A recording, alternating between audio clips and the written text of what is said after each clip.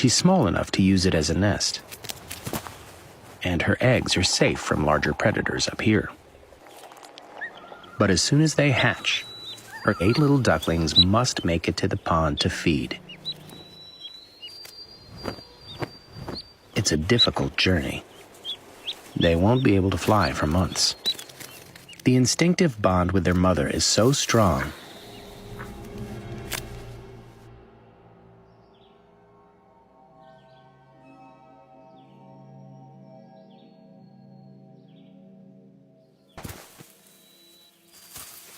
ducklings are born with soft, flexible bones.